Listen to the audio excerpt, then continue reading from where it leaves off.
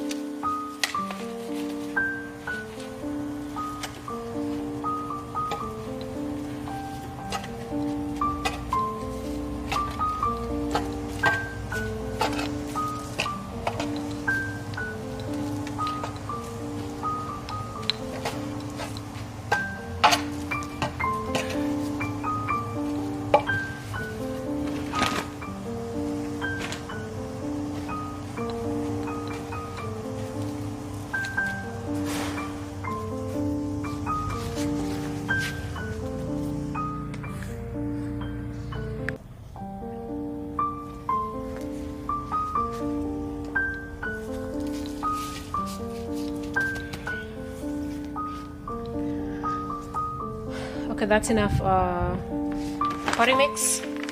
Now I'll go ahead and fertilize.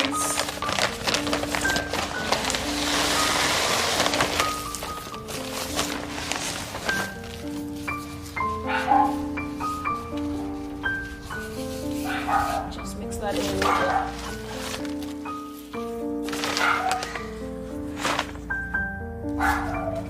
soil.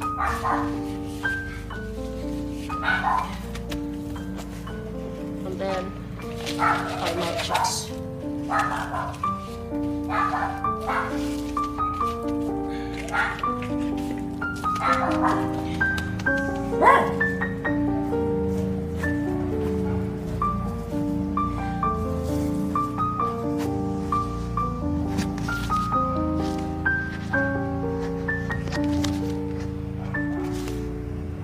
Okay, that's done. I'll go ahead and do the other one, and then I'll water them, prune them a little bit, and then water them at the end at the same time. Okay.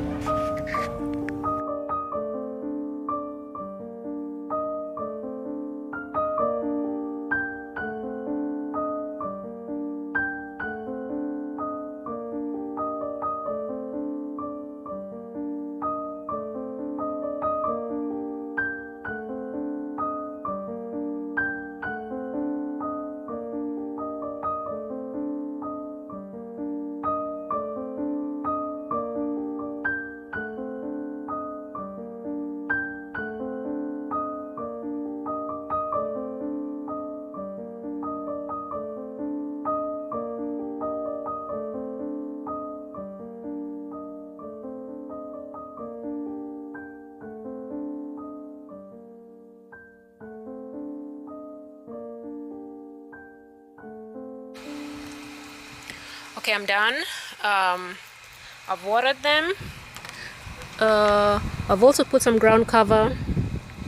I was gonna throw them away, but I decided to just go ahead and put them on the pot. I'll see if they'll grow. But this is the Tamukayama. I just did some cleanup at the ends. We already have buds set. I don't know if you can see. Trying to focus. You see the buds are already set. But that's how it's looking like.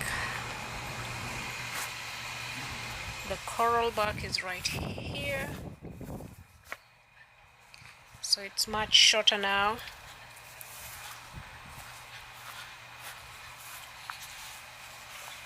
There's the other one right there. This one.